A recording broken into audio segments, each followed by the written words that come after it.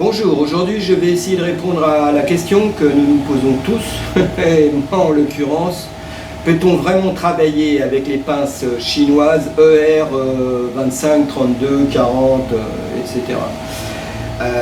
Toutes les vidéos que j'ai vues, à 99%, les gens étaient très déçus. Les tests a priori ont été faits dans de bonnes conditions, plusieurs dixièmes de saut, enfin bon... rien de très précis. Alors je suis quand même surpris que les Chinois, avec le matériel dont ils disposent, n'arrivent pas à toper au moins les 3-4 centièmes. Là je prends le risque. J'ai acheté une pince ER40 en M5 à 63,24 € et la boîte de collet, donc en ER40 toujours, 22 pièces pour 85 €. Ce qui fait que pour moins de 150 €, je vais enfin avoir ma réponse. Voilà. Soyons joueurs. Je ne suis pas très optimiste, mais on va voir. Peut-être qu'on aura de bonnes surprises. On y va. Bon, alors, on fait un petit unboxing rapidement, hein. On ne va pas s'éterniser. C'était bien emballé. Il n'y a rien à dire. Donc, la boîte de collet. ER40, 22 pièces. Voilà. C'est propre. Les pinces sont très belles. A priori bien fini. J'en ai déjà ouvert 2-3 pour contrôler. Il n'y a pas de bavure. Ça a l'air bien fini. On va voir au niveau de la précision. Voilà. Le coffret en bois. Bon, il a l'air relativement solide. La pince.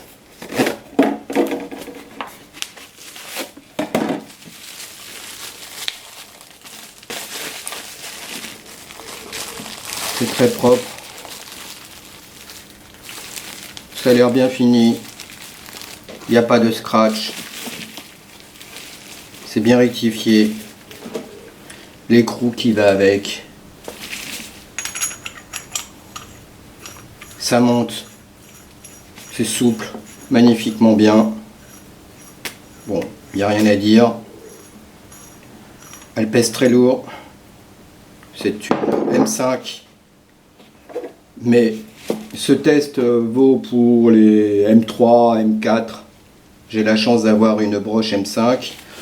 Donc autant éviter les intermédiaires, les entretoises, les réducteurs et autres qui ne peuvent qu'apporter un manque de précision.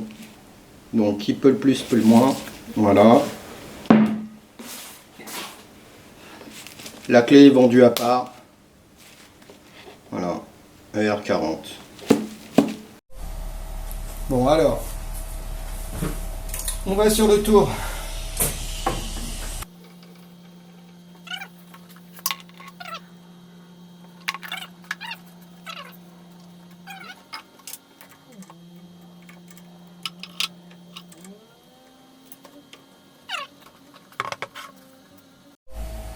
Alors, la suite. Bien nettoyer la broche. S'assurer qu'il n'y a pas de poussière, copeaux, débris. Et la première chose à faire, c'est de tester déjà la précision de la broche. Donc pour ça,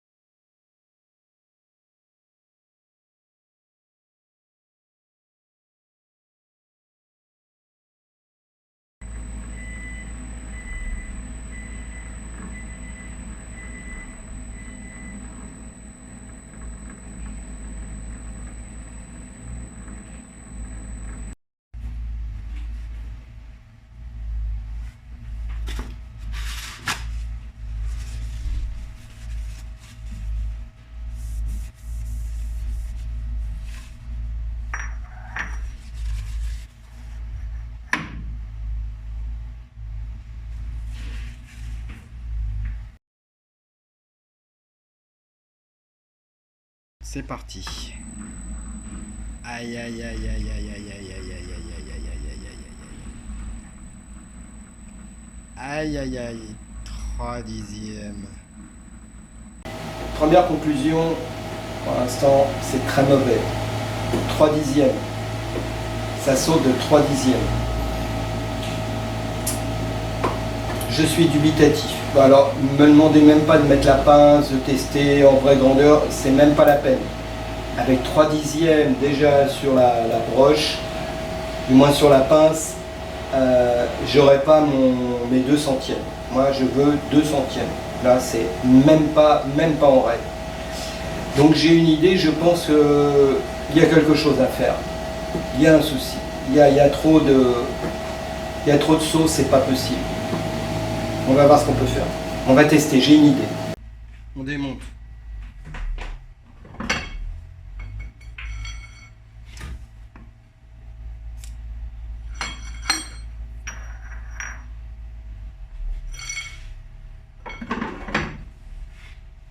Le plan, c'est quoi?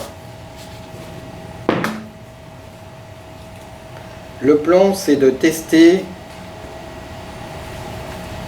la portée du cône, voir si ça porte partout, s'il n'y a pas un endroit où ça coince un peu. Donc,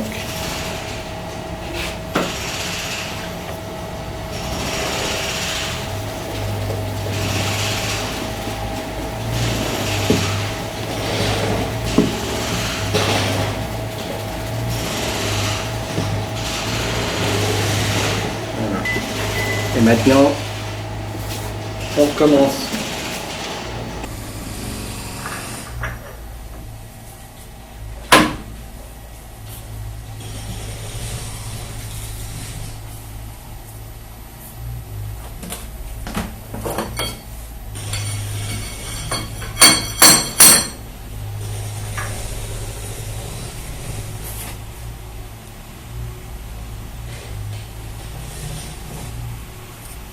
Alors, là, c'est sur la broche, le cône, c'est parfait. Et ici, ça touche.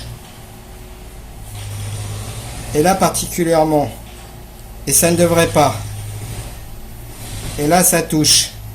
Ce qui veut dire que l'intérieur de la broche, en dehors du cône, on touche. Bon, première conclusion.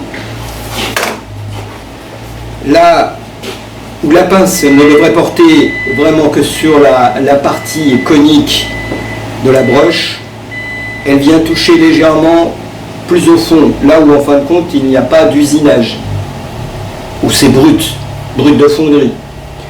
Donc la solution à mon avis, c'est de retirer un petit peu de matière à l'intérieur, là où ça n'a guère d'importance, et là à la limite où ça gêne. Donc le problème ne serait pas un problème de pince, c'est un problème de tour. Ce serait la broche du tour qui serait peut-être étudiée pour des pointes, mais pas pour ce genre de pince.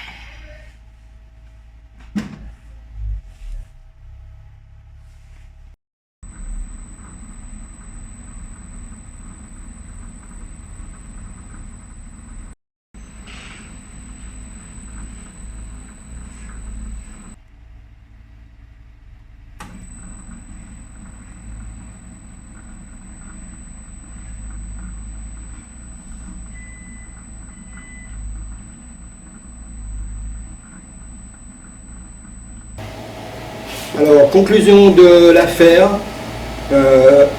1/100.